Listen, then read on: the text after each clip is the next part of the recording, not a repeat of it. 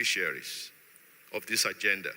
They are champions, they are catalysts for conflict prevention, for conflict resolution, for democratic governance, for African solutions to African problems, and to silencing the guns. So this vision subsists. But the second pillar is inclusion. Today, the question is no longer whether women and youth are ready to participate in governance or security issues.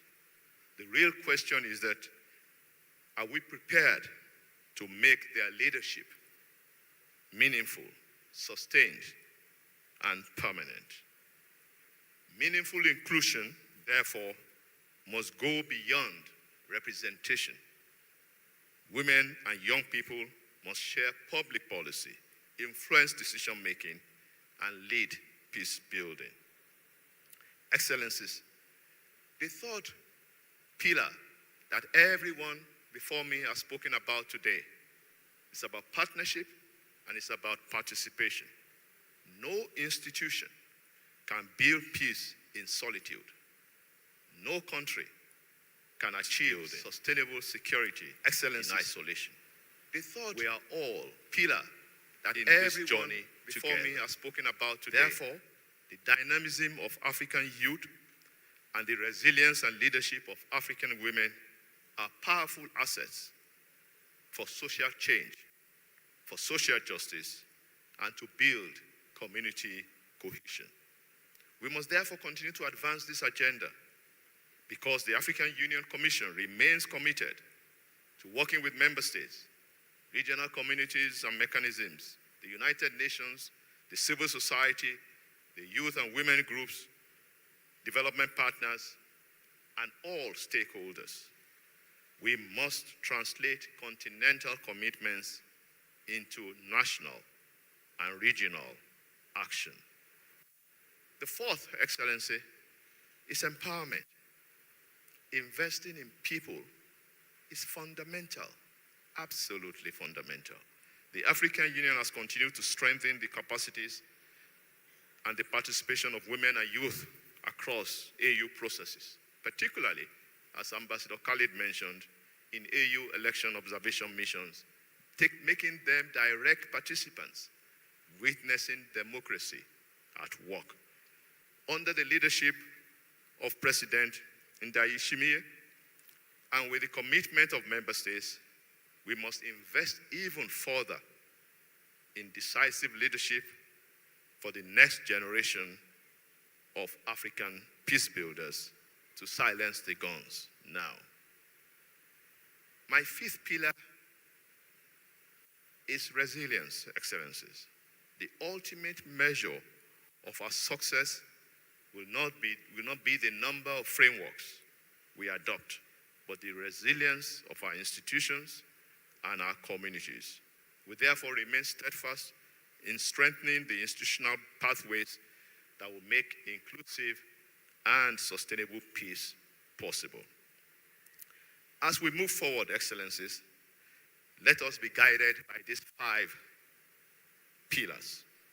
A shared vision, inclusion that makes women and youth the centerpiece of leadership, empowerment that transforms commitments, resilience that enables Africa to move from commitments to action. In conclusion, Excellencies, let me quote a woman of substance, an African leader, former president of the Republic of Malawi, Her Excellency that enables, who stated, Africa, and I quote, "The seeds of success in every nation on earth are best planted in women, youth, and children. Let us therefore continue to invest in Africa. Let's continue to invest in Africa's women and youth, not tomorrow, but from today. Together, we can build the Africa we want, peaceful, inclusive, secure, stable, and prosperous. We can do more together." I thank you.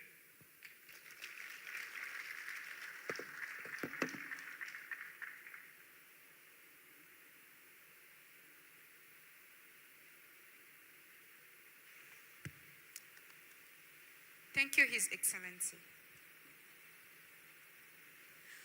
We now come to an important part of our program, the reporting session on the states of implementation of the Youth, Peace and Security Agenda. To guide this session and facilitate the discussions, allow me to invite Madame Gloria Kabage, Senior Program Officer working on Youth for Peace, Africa Program, who will serve as the moderator. Madame, we kindly invite you to join us and take over the moderation of this session.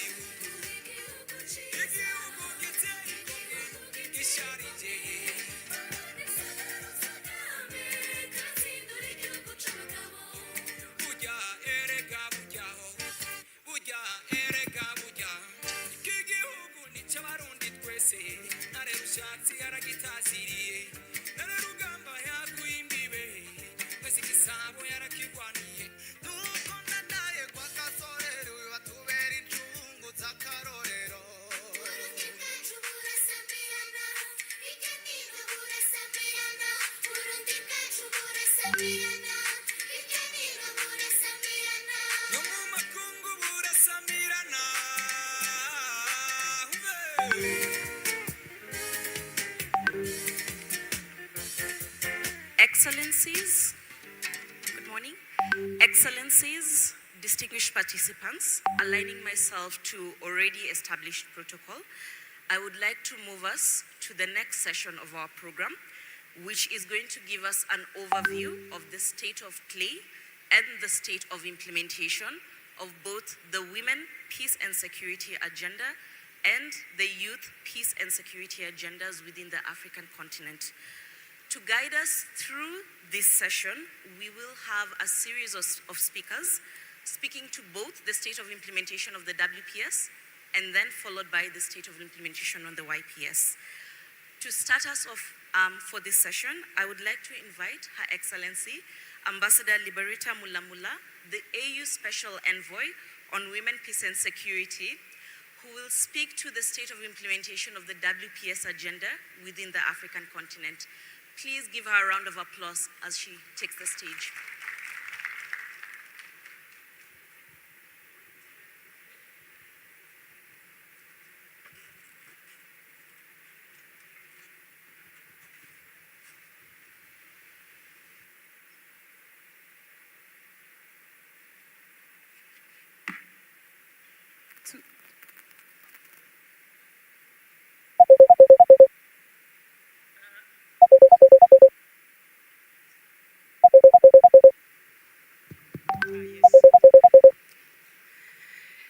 Hello,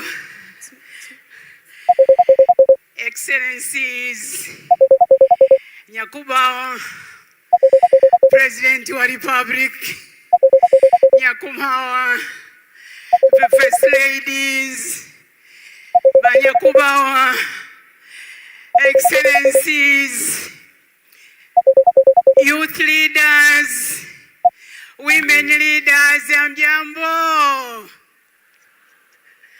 Tujira mahalo. Salam alaikum. Bonjour à tous. Asante sana. I've been asked to set the stage for this next program. Your Excellency, President Evariste Ndayishimiye, orakoze cyane. We are so happy and delighted to be back in Bujumbura. As they call it, is the capital of the youth. But I wanted to add on, it's the capital of the women and leadership.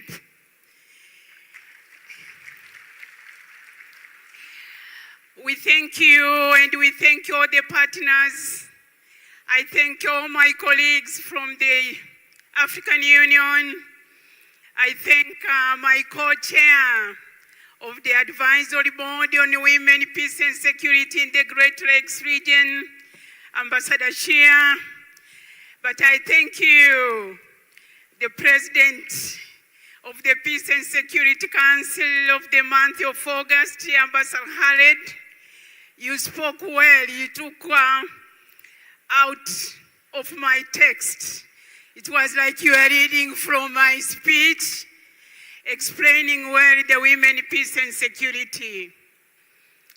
I am here, and I want to thank you, Your Excellency President, for bringing the synergy between the youth for peace and the women, peace and security.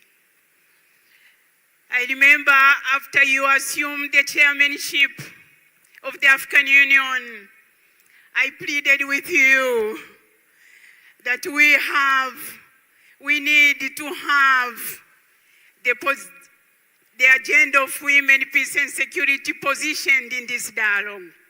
We thank you, Your Excellency. Let me say, a lot has been said. This year's dialogue brings together the youth, peace and security, and women, peace and security agendas under one platform for the first time. It could not be more timely.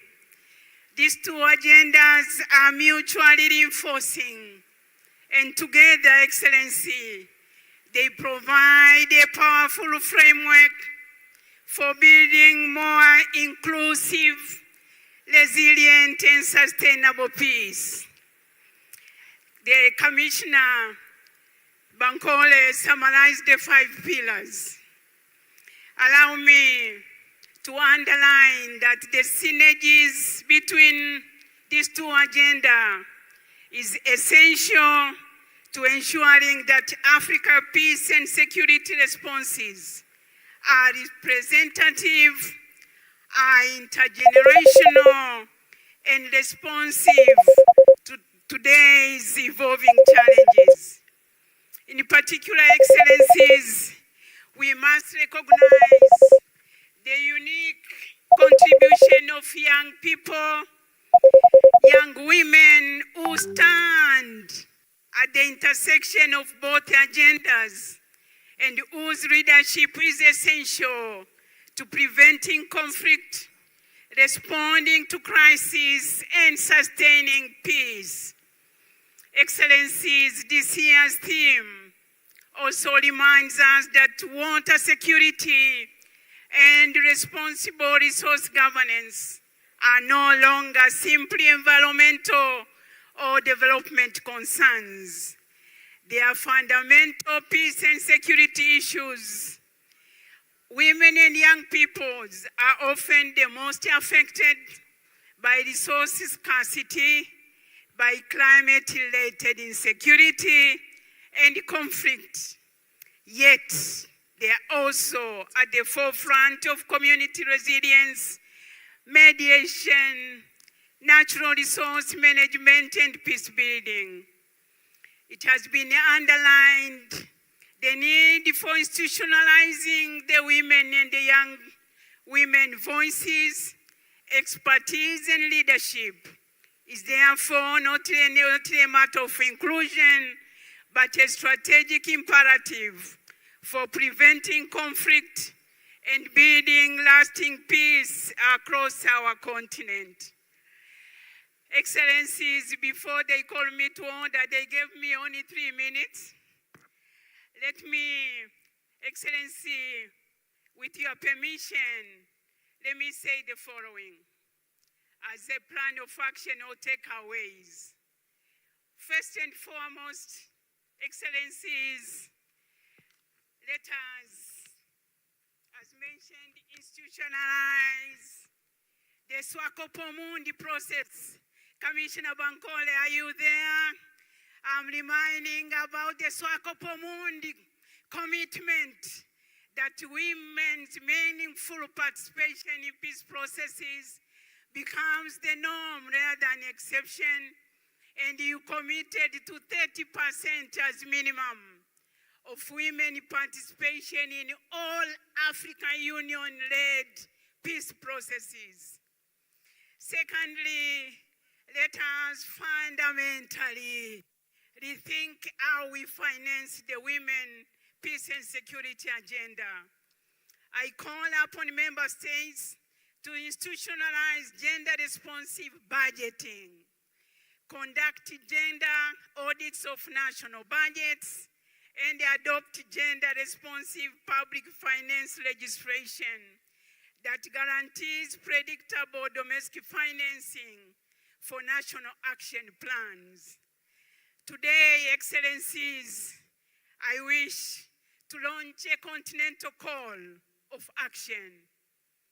The 75% of budget of your national action plans through domestic resources by 2030. Your Excellency President Ndayishimiye, Burundi has an opportunity to demonstrate continental leadership by becoming the first African Union member state to make this commitment.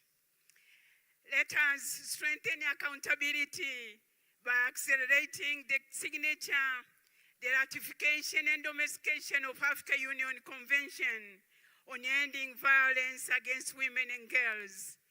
I want to thank Your Excellency and Burundi for being the first, among the first signatories to this convention on ending violence against women and girls. Through you, Your Excellencies, and through the Speaker of the National Assembly, Your Honorable, we would like to see that this convention that was signed is expedited through the parliamentary process so that Burundi joins Gambia in ratifying this historic and important convention. Your Honorable Speaker, I'm putting this call to you, and I thank you in advance, Orakoze Chane. And finally, let us strengthen the synergies again between the women peace and security and the youth peace and security agendas. Young women are not the leaders of tomorrow alone. They are already mediating conflicts, mobilizing communities, and shaping Africa's peace and security landscapes. Our institutions must recognize, support, and invest in their leadership today. Excellencies, Africa has developed the frameworks. Africa has demonstrated the political will. Now we must demonstrate the same ambition in implementation, because the true measure of women peace and security agenda will not be the commitments we make, but whether African women and girls are able to influence peace processes, access justice, lead recovery, and shape a more peaceful, inclusive, and resilient continent.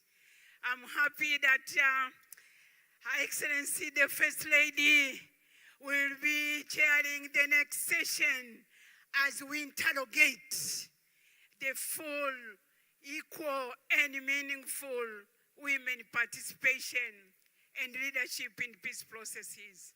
With those few remarks, before I'm called to order, Excellencies, let me say thank you very much. Asanteni sana. Munakoze chane, shukrani jazira. Thank you very much. Thank you. Thank you so much, Ambassador Mulamula, for those rousing remarks and that overview on the state of women, peace, and security within our continent. I would now like to invite Honorable Justice Effie Owor, who is the co-chair of the Network of African Women in Conflict Prevention and Mediation, popularly known as FEMOIS Africa, to give us a small summary within 3 minutes, Honorable, in terms of how the FEMOIS Africa Network is incorporating and supporting the implementation of the Women, Peace, and Security Agenda. Excellency, I hand over to you.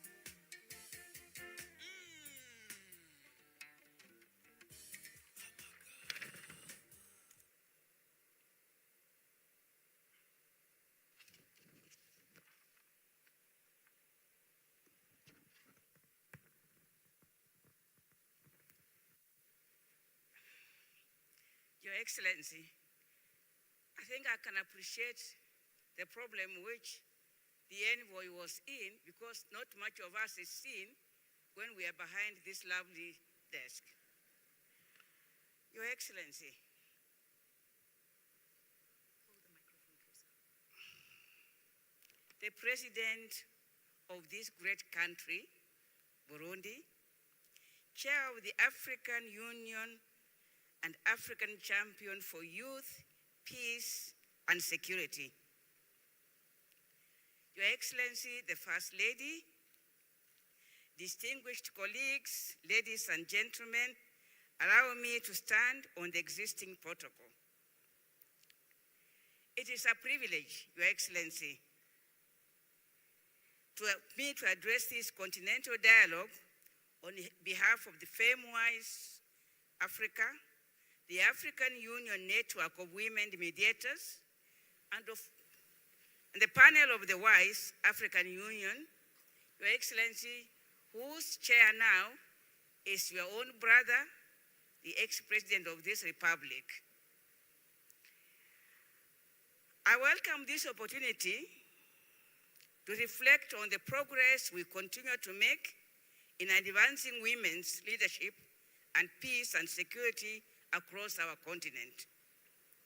FEMOIS Africa was established by the heads of states to ensure that women are recognized as leaders in preventing conflict, mediation disputes, and building sustainable peace. The network was created to move women from the margins of peace efforts into positions where their voices shape decisions. Today, FEMOIS Africa is becoming a strong institutional mechanism for turning this vision into practice. Our work over the past years shows clear movement from advocacy to meaningful inclusion. Women are taking on more visible roles in the peace efforts, and their contributions are helping to strengthen the legitimacy and sustainability of mediation processes. Excellencies, allow me to highlight 4 areas of focus. First, we have deepened our engagement with the women mediators and peace builders in countries facing conflict and political transitions. In Sudan, Your Excellency, South Sudan, the Sahel, and the Great Lakes region, we have accompanied women to continue to lead dialogue under very difficult conditions. Their work supports social cohesion, maintain channels of communication, and helps prevent further acceleration of conflicts. In the Democratic Republic of the Congo, sustained advocacy by FEMWISE and the African Union Special Envoy on Women, Peace and Security supported the appointment of women on high-level facilitators in the peace process. This is a significant step forward for women's meaningful participation in mediation and an important milestone for inclusive peace efforts. Throughout the Sahel, Your Excellency, Women Dialogue has brought together, FEMWISE has brought together women mediators from the grassroots, national, and inside networks. They have addressed challenges linked to violent extremism, intercommunal tensions, climate-related conflicts, and displacements. These engagements further reinforce the need to link women's community-level initiatives with the formal peace processes at the national and continental levels. Second, FEMWISE Africa is expanding its presence as regional and at national levels. National chapters have been established and are now active in Chad, Morocco, South Africa, South Sudan, Uganda, Malawi, Ethiopia, and other African countries. These chapters give women mediators a platform to organize, build skills, share knowledge, and contribute more directly to peace efforts in their own context. Preparations, Your Excellency, are underway for new chapters in Kenya, Algeria, Mozambique, and the Democratic Republic of the Congo. Discussions also are progressing on regional chapters in Great Lakes region and with the community of Sahel states. This decentralization is helping to build a stronger and more coordinated network of women mediators across Africa. Thirdly, FEMWISE Africa is becoming more integrated into AU-led preventive diplomacy and mediation. Women mediators and peace builders continue to be deployed alongside the panel of the WISE and the WISE youth networks, included in all electoral contexts. Technical expertise from FEMWISE is also being deployed to support Africa-led peace processes. These experiences show that women's participation strengthens the legitimacy, inclusivity, and sustainability of peace efforts. Fourth, we are investing in intergenerational solidarity. Our collaboration with the WISE Youth Network reflects our belief that women, peace, and security, and youth, peace and security agendas they must work together.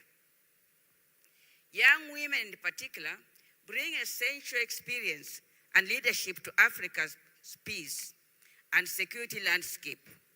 Their engagement is vital for the future of preventive diplomacy and mediation.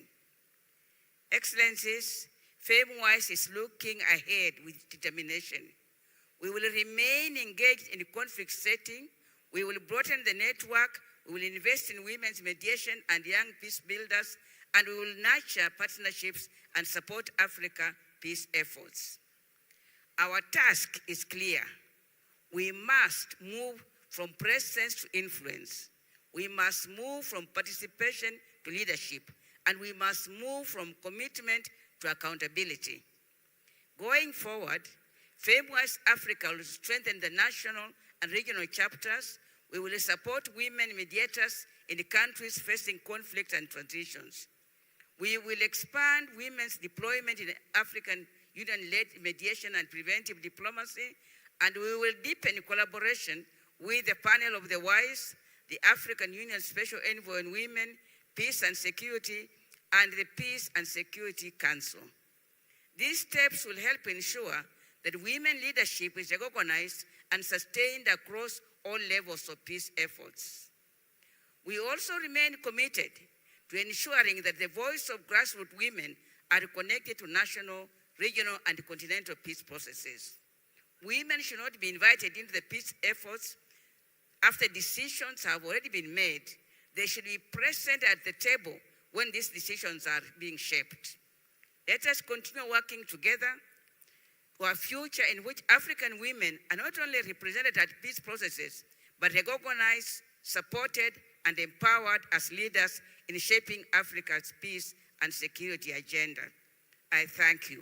But before I leave, Your Excellency, may I congratulate, through the First Lady, may I congratulate the African women who make sure that the resources we need for peace, meaning the youth, will be present in the coming generation in bigger amounts. Congratulations, African women, for doing a good job and producing the youth. Thank you.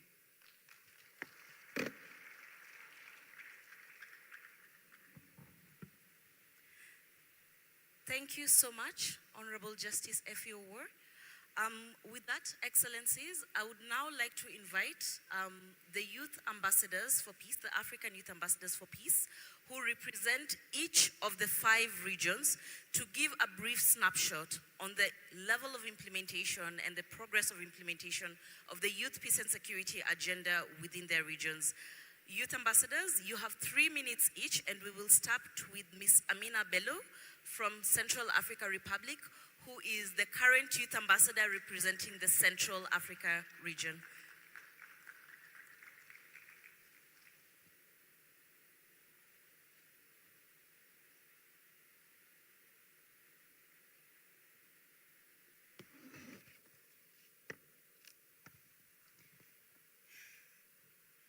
Excellences, Monsieur l'Évariste Ndayishimiye, Président de la République du Burundi, Président de l'Union africaine, champion de l'Union africaine pour la jeunesse, paix et sécurité, Excellence Madame la Première Dame, Excellence l'ambassadeur Bankole, commissaire de l'Union africaine aux affaires politiques, à la paix et sécurité. Excellences, tous les protocoles observés. Mesdames et messieurs, c'est un honneur pour moi de prendre la parole aujourd'hui au nom de la jeunesse d'Afrique centrale. Je suis Amina Bello de la République centrafricaine, ambassadrice de la jeunesse africaine pour la paix auprès de l'Union africaine qui représente la région Afrique centrale.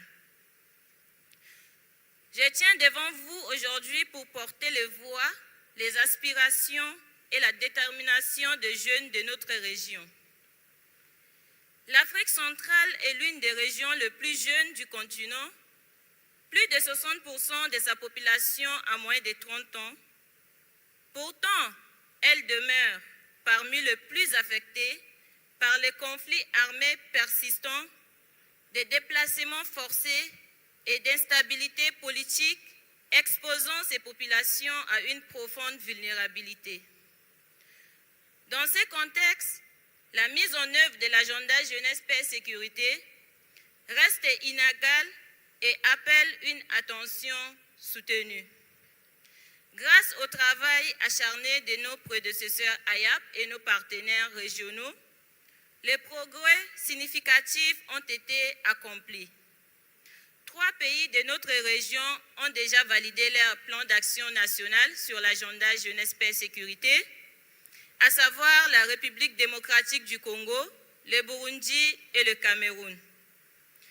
Je tiens également à souligner que le président de la République centrafricaine a récemment exprimé son soutien à notre mandat et à la mise en œuvre de l'agenda jeunesse, paix et sécurité. C'est un signal fort, un engagement pour toute la région. Ce sont les avancées réelles. Cependant, 7 pays d'Afrique centrale sont encore en attente d'un plan d'action national de l'agenda jeunesse, paix et sécurité formalisé. La majorité manque encore des cadres institutionnels, des mécanismes de financement et des structures de coordination nécessaires pour traduire les engagements en actions concrètes sur le terrain. Depuis le début de mon mandat, j'ai contribué aux efforts nationaux et régionaux larges visant à faire avancer l'agenda jeunesse, paix et sécurité en Afrique centrale, ainsi qu'au niveau continental, en portant les perspectives des jeunes dans le processus de l'Union africaine et de la mécanismes régionaux.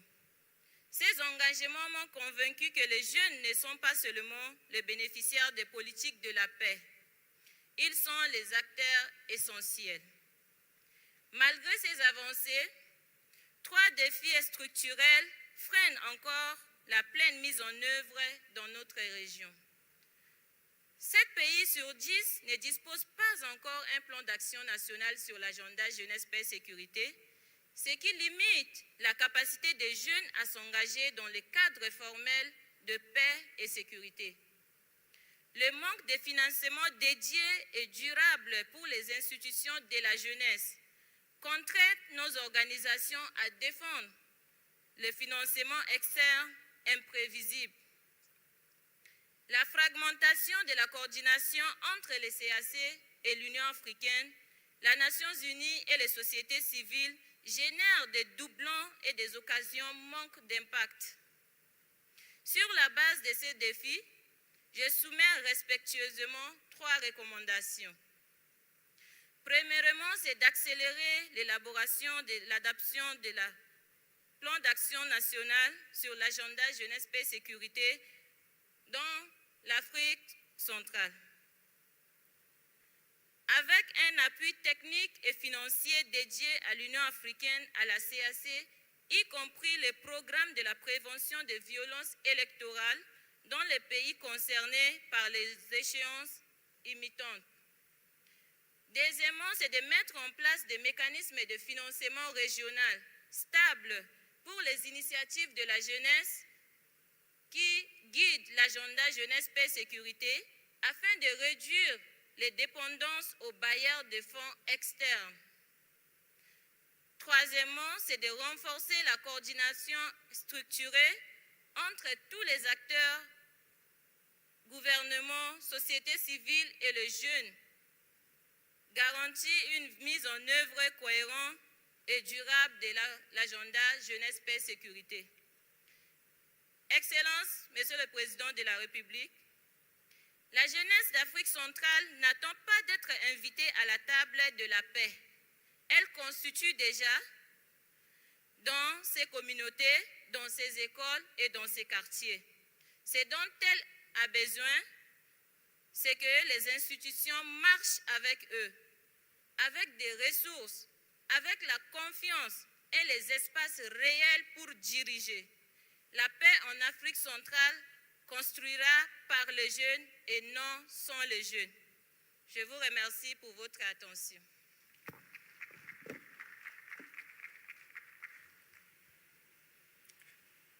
Thank you so much, Ms. Amina. We now invite Mr. Patrick Kumi, the African Youth Ambassador representing the East Africa region. 3 minutes, Patrick, and let's try and observe time.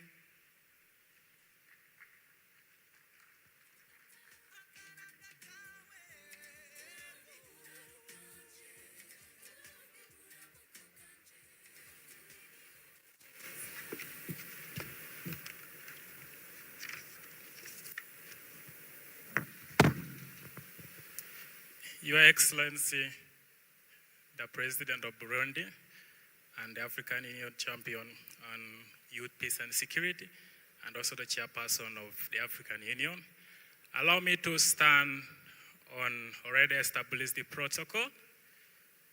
It is an honor to share an update on the state of youth, peace and security implementation in the Eastern region.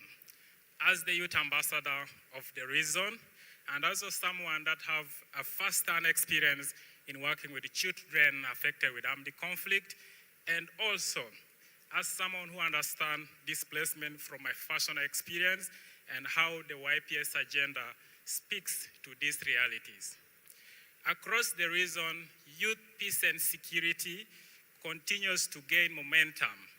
We continue to see greater attention from government, regional institutions, stronger engagements by the young peace builders, and important steps in translating the agenda into national frameworks.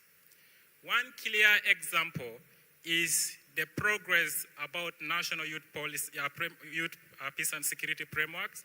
My own country, South Sudan, has just recently adopted its national youth peace and security strategy running until 2028.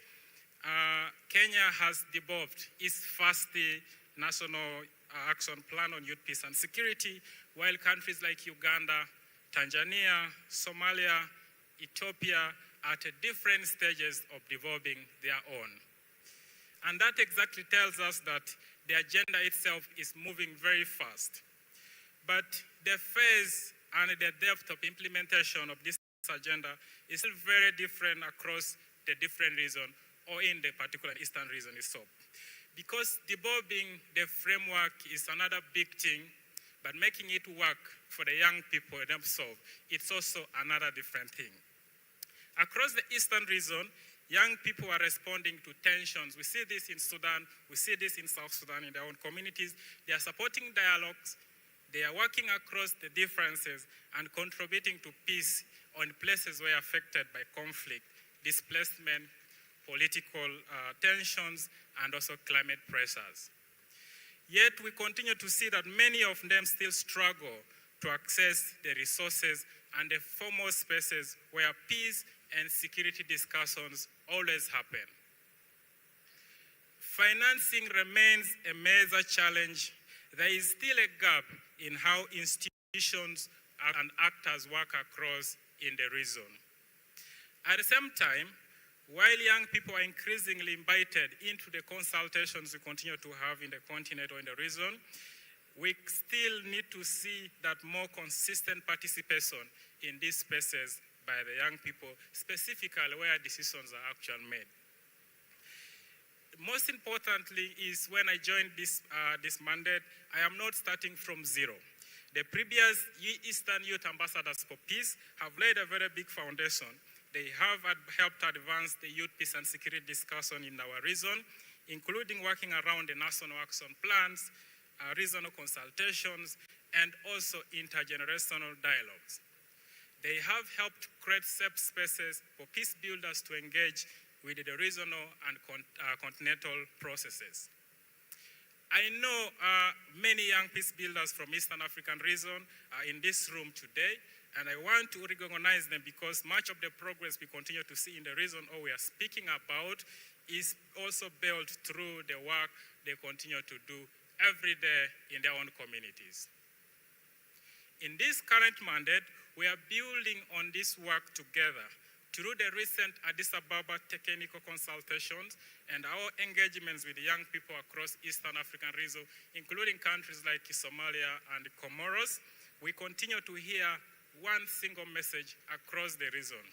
The next phase should be implementation. And from all this conversation, I see three key things that deserves all our attention. The first, we need to move from national action development to financing and implementing. Where plans already exist, we need to support them with the budget, clear responsibilities, and accountability.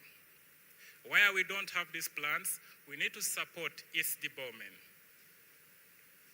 The second, we need more predictable and accessible financing for youth-led peace-building organizations. Many of these organizations are doing a long-term peace-building work, but still depend on very short projects. This is not sustainable. The third, young people need a more consistent places where peace and security decisions are actually made. This includes conflict prevention, early warning, electoral processes, and our natural resources. Your Excellency, in the Eastern African region, we have already made a very huge progress, and we must acknowledge that. But perhaps the defining question for all of us in the next couple of years should be, are our efforts translating to meaningful impact? Can a young peace builder working in a refugee settlement, a border community, or in the places where conflict is, and actually, can they be able to see these commitments working?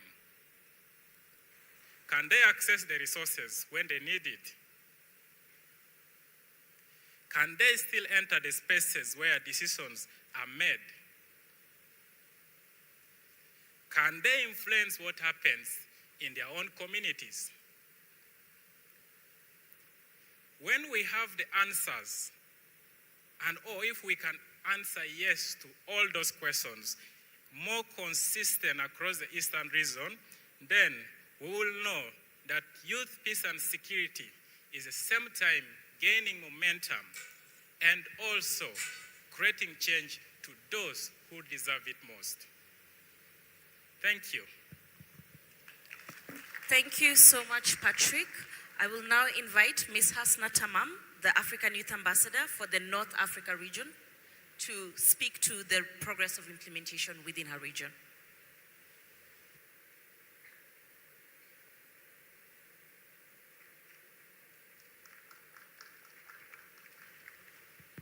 We can give her a round of applause.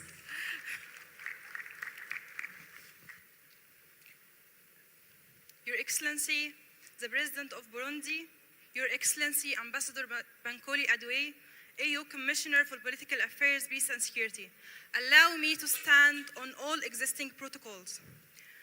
Good morning, Sabah al-Khair, Assalamu alaikum.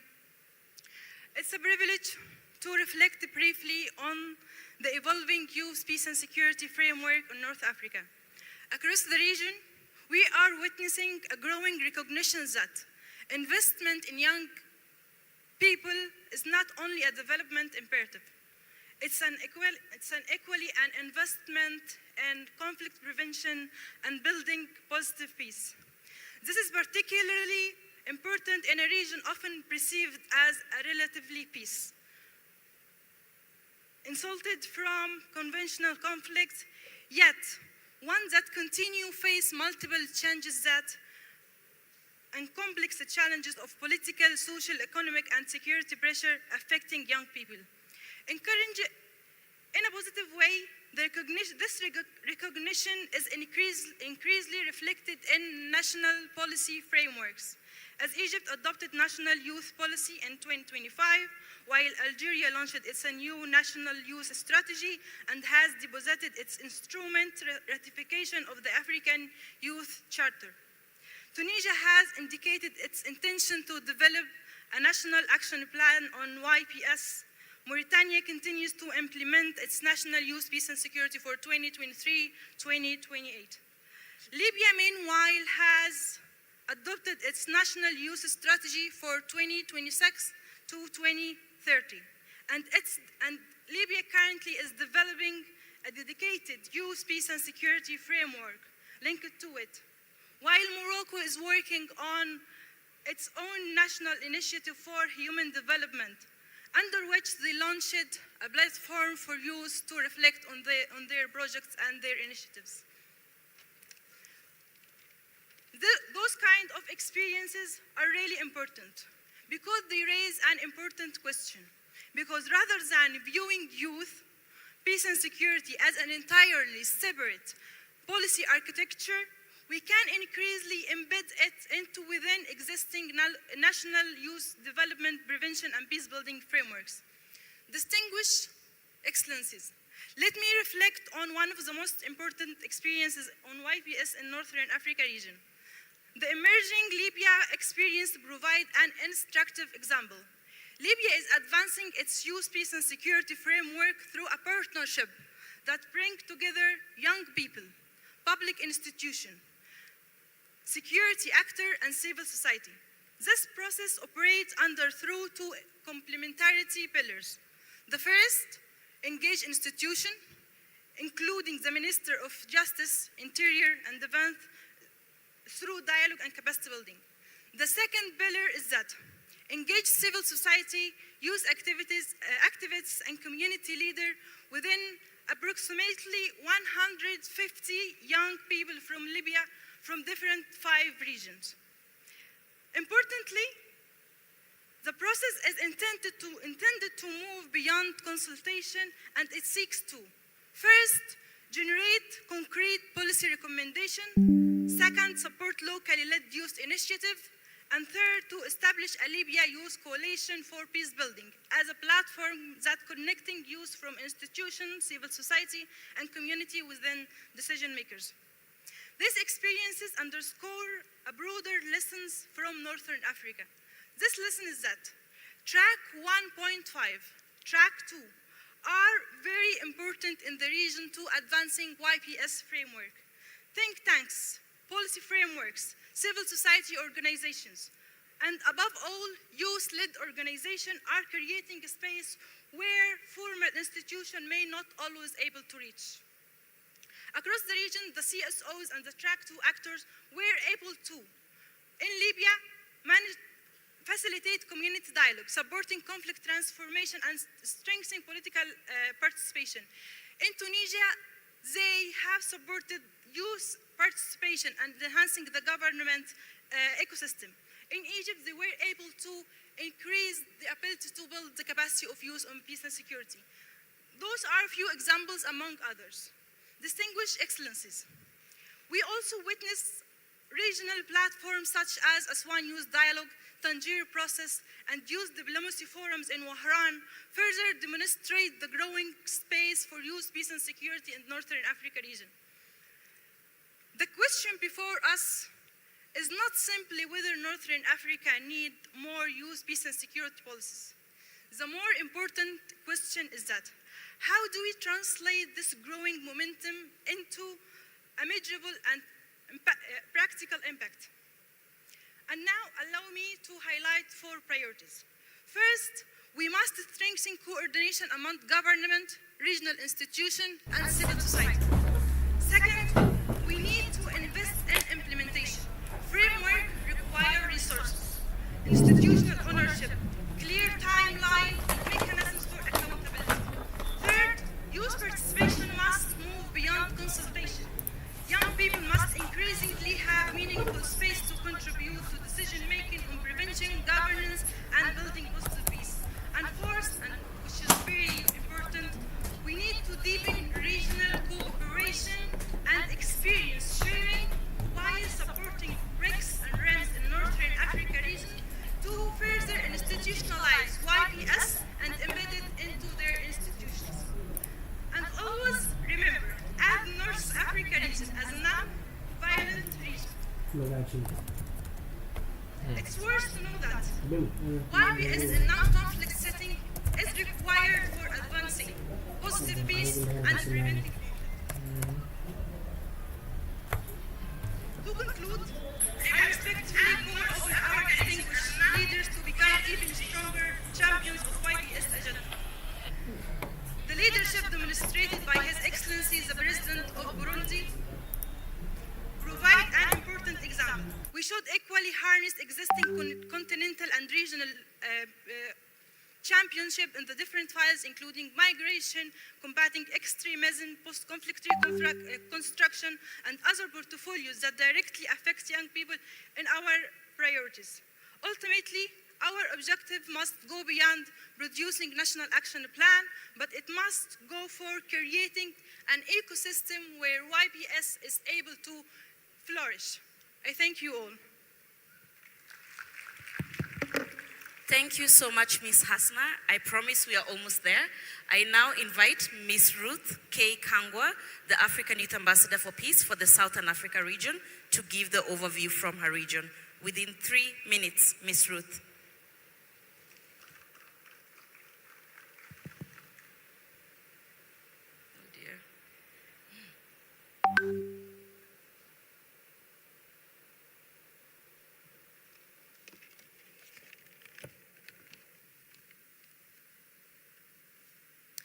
Your Excellency, President of the Republic of Burundi, Chairperson of the African Union, Your Excellency, Commissioner Bankole, the First Lady of the Republic of Burundi, and Your Excellencies in the audience, I wish to ride on already observed protocols. Your Excellency, I will briefly share the Southern African perspective on the implementation of the Youth, Peace and Security Agenda as we stand in August 2026. For me, this work did not begin with my appointment as African Youth Ambassador for Peace. In October 2025, I was just a young girl advocating for young women's political participation called Girls Gone Political. But I happened to be found by your brother, President Hakainde Hichilema, who appointed and sworn me in as the youngest member to serve on Zambia's Technical Committee on Constitutional Reforms. I represented the voices of over 6 million young people while also serving as Zambia's national focal point on youth, peace and security and contributing to the development of the national security strategy. Your Excellency, I brought this context out to show that these particular experiences found me where I am now as an IAP, and they helped me understand better that we should look at peace and security in a broader prospect, looking at it to understand how we govern, whether young people can participate, whether institutions are trusted for young people to also see themselves in decision-making. Your Excellency, I recognize that I'm also just building on the work of my 3 predecessors from Southern Africa, the previous IAPs, and their consultations and many engagements with member states and regional institutions created important foundations for this mandate. So where are we now as Southern Africa? Your Excellencies, I would describe the region as making very encouraging progress, with countries advancing the agenda at different stages and in very different ways. At regional level, we've got the support of the regional economic communities and the regional mechanisms such as SADC and COMESA, who are very important parts of this picture. SADC is advancing its regional YPS strategy through engagement with member states, national youth councils, as well as COMESA, that has been a very important regional platform that is housed in Zambia, together with the AU ECOSOC for YPS. And they've done this through intergenerational dialogues, ministerial dialogues, and the efforts to strengthen the capacities of national youth councils on the continent. All these regional institutions recognize the importance of this YPS agenda and how the relationship is close with peace, security, regional integration, but most importantly, development. Your Excellency, I bring out this connection because it matters to show that young people don't experience this peace and security issue separately. A young person who cannot find employment or who is excluded from political participation, who is exposed to misinformation, organized crime, violent extremism, or is displaced by conflict or climatic-related shocks, or a young person who has no safe avenue to raise concerns, does experience both a development and a peace and security challenge at the same time. And it is for this reason that I believe that the implementation of the Youth, Peace and Security Agenda in Africa needs to be understood through the wider development nexus. When we go across Southern Africa, and I'll not be able to go through all the 10 countries, we see that Malawi was our first country in Southern Africa to adopt its National Action Plan in 2025 ahead of their 2025 general election. but this now provides an important platform to see how implementation will look like. When we take it to Mozambique, we've seen that they've illustrated the value of integrated approaches, and they've made very significant progress, even in Cabo Delgado, with national youth peace and security summits across the country focused on nationwide consultations on YPS. We take you to Namibia, where young people have moved from youth-led advocacy with the Namibia Youth Peace and Security Network into a formal national process. In May, with the support of the African Union Commission, the Namibia Youth Council, Namibia Youth Peace and Security Network convened a technical working group capacity building process towards Namibia's first national action plan. I would be doing injustice to not touch on the last two countries I'll bring out, particularly Zimbabwe.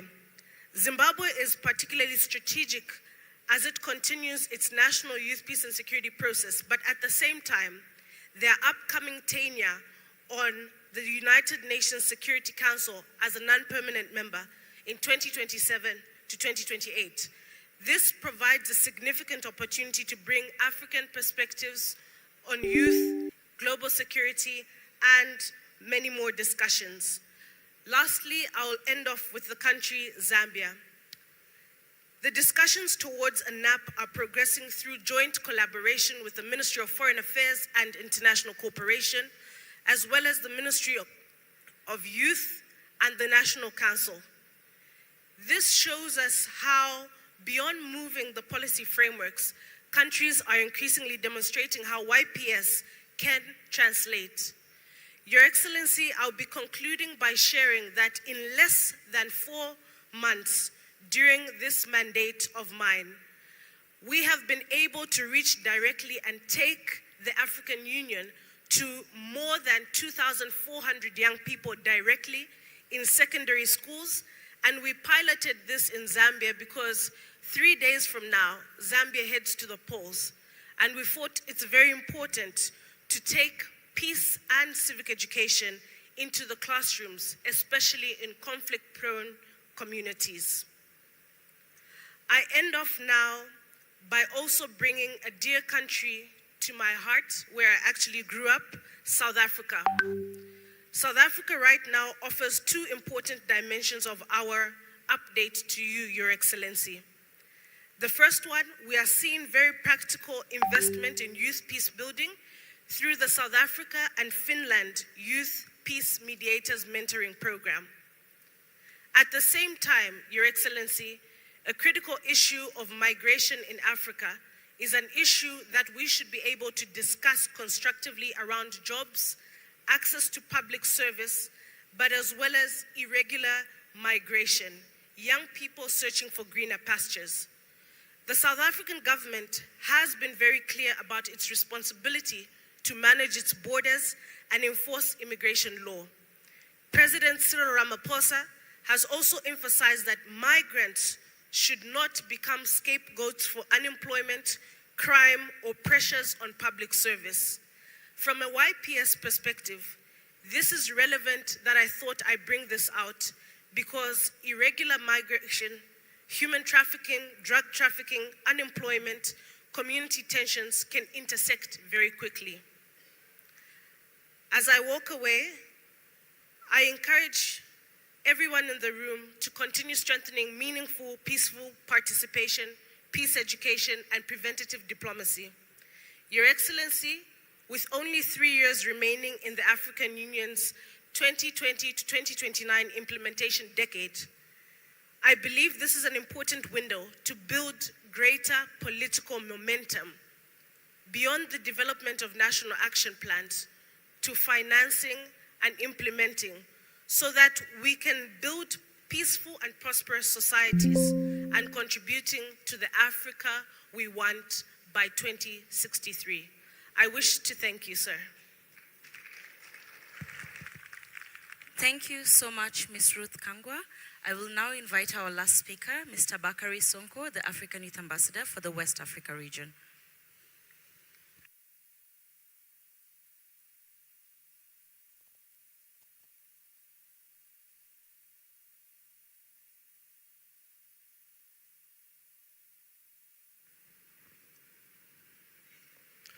Your Excellency, President Evariste Ndayishimiye, President of the Republic of Burundi, Chairperson of the African Union, and AU Champion for Youth, Peace and Security.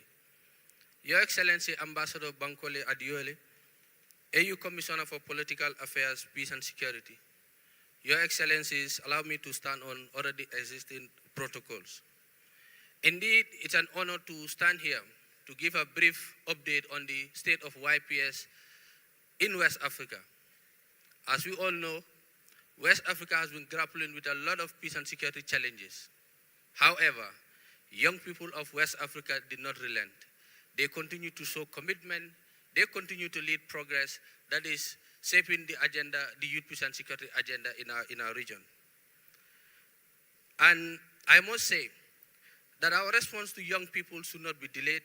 It must be deliberate, meaningful, and equal to the expectation of the generation we are asking to build the future of Africa. Across Africa, young people are not waiting to be invited to the work of peace. They are already doing it.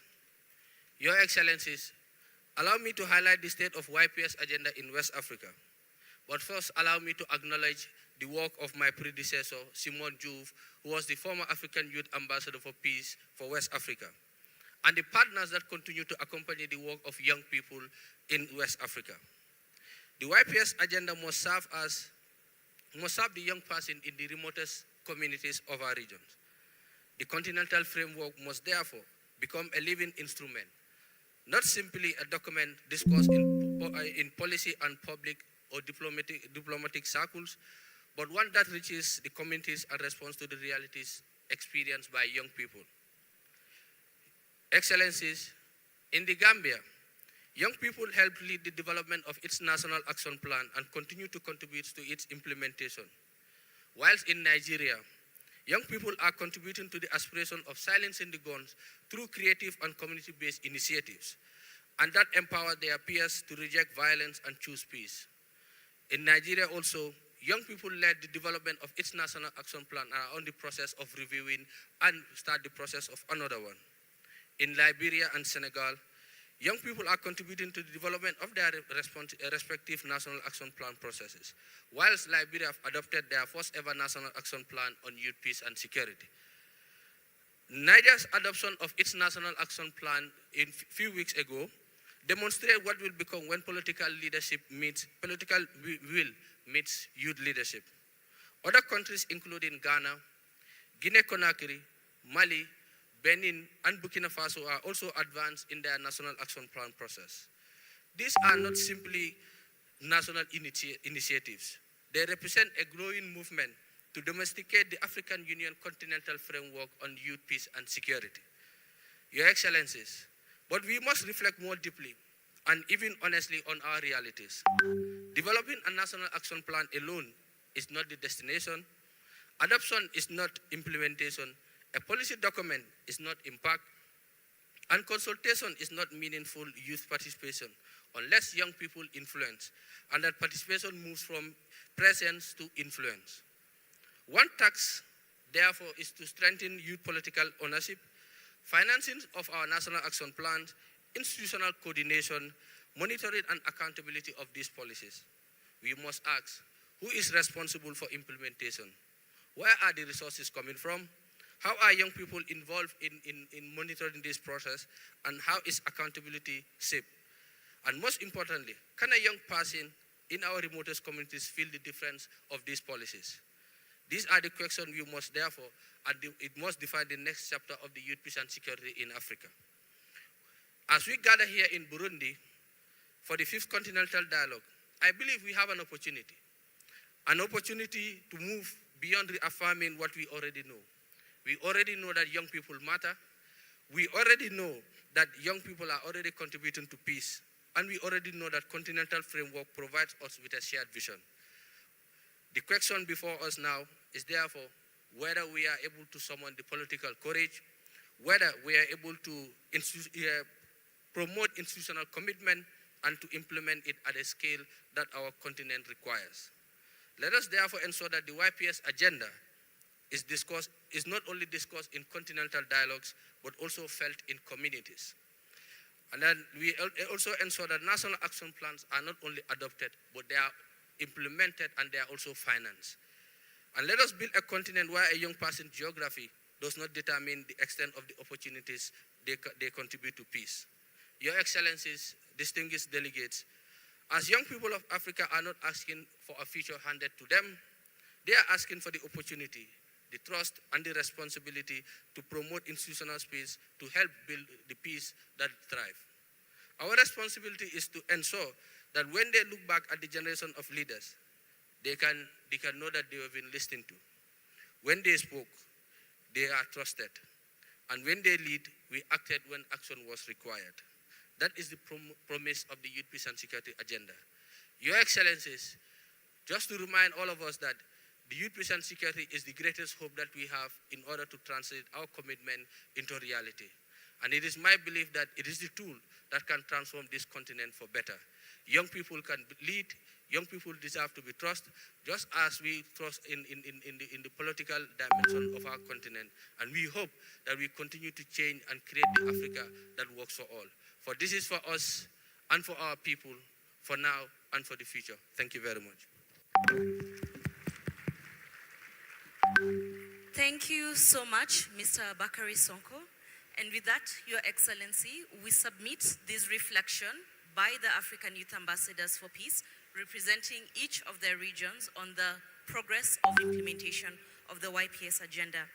Your Excellency, we also wish to inform you that ahead of this year's Continental Dialogue, for the first time, under the leadership of the Embassy of Burundi in Addis Ababa, and coming together with distinguished partners, development partners, our regional economic communities, we convened a technical level consultation ahead of this dialogue in July in Addis Ababa, which was held under the theme Advancing Inclusive Governance, Institutionalizing the Role of Youth and Women in Peace, Security, and Policy Reform in Africa. As a result of that consultation that was convened in a hybrid manner, bringing together young people from across the continent, the young people did come up with an outcome document that is meant to highlight areas in which we can use to further implement the WPS and the YPS agenda, also taking into account the Nexus approach. Excellency, with your permission, and with the permission of protocol, we would wish to invite the 5 African Youth Ambassadors for Peace to present this outcome document on behalf of the young people on the continent to Your Excellency in your role as the AU champion on youth, peace, and security.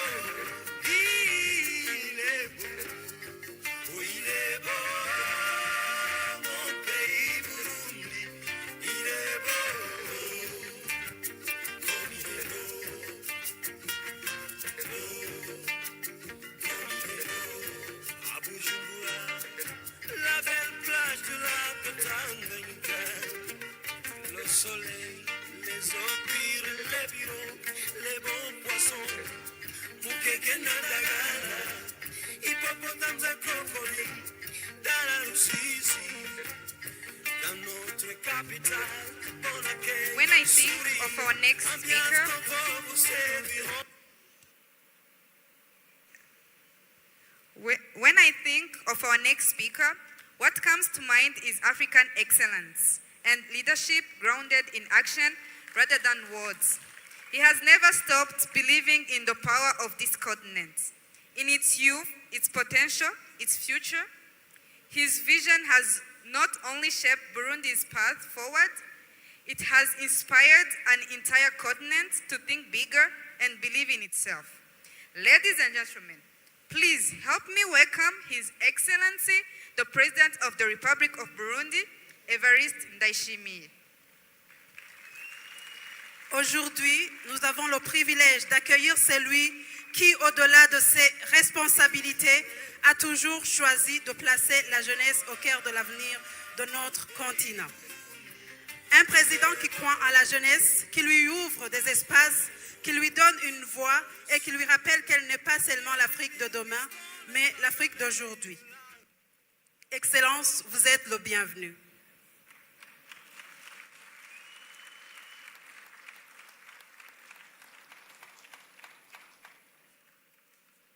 Prenez place.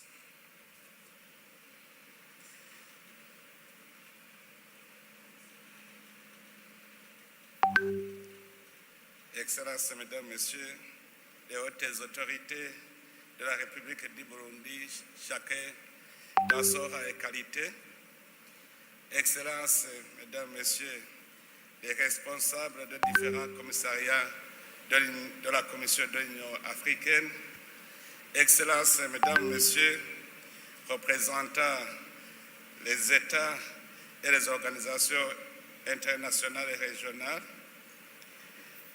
Chers ambassadeurs jeunes, distingués participants, mesdames et messieurs les invités,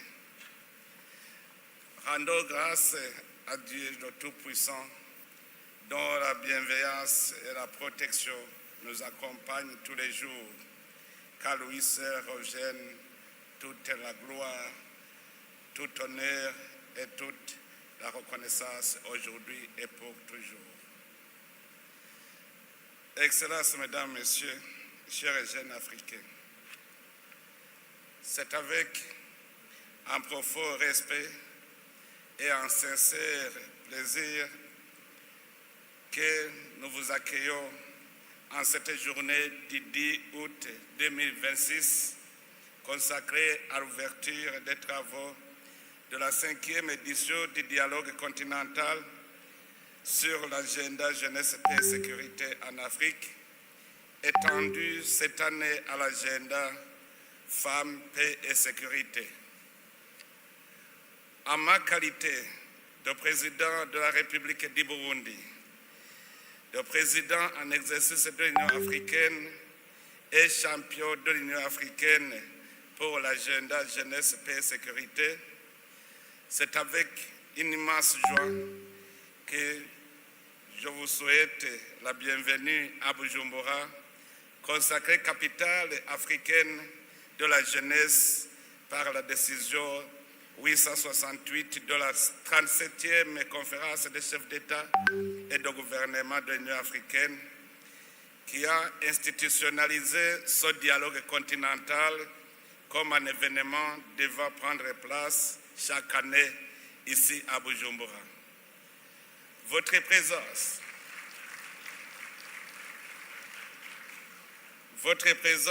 dans notre capitale économique est pour le Burundi un grand honneur.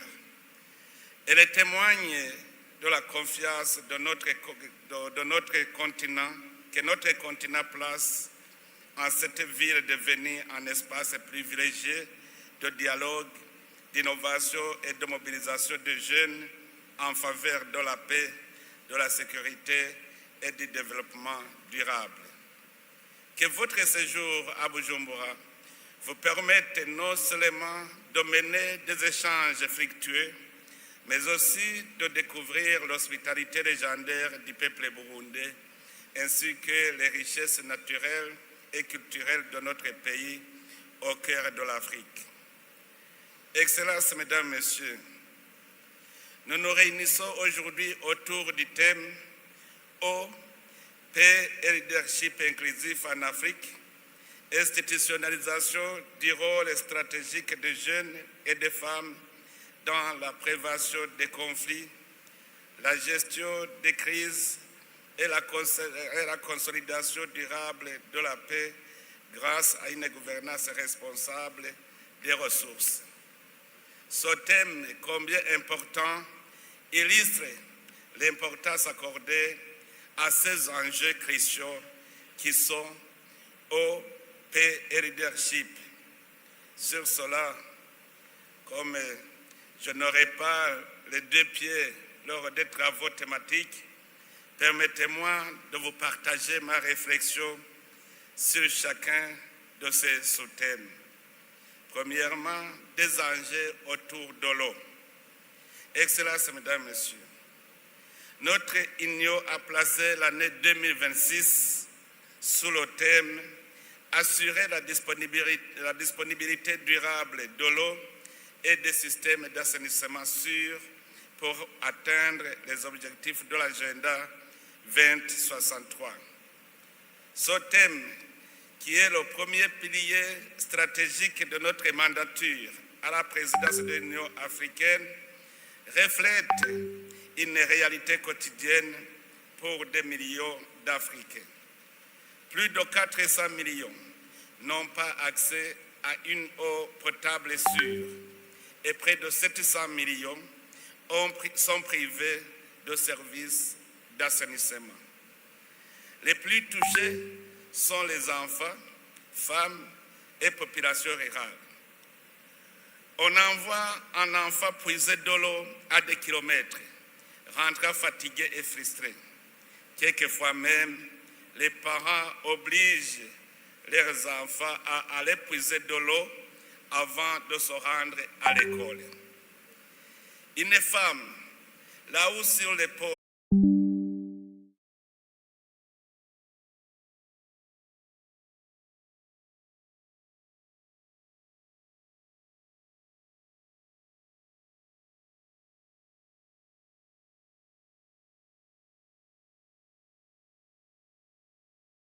pour cette raison,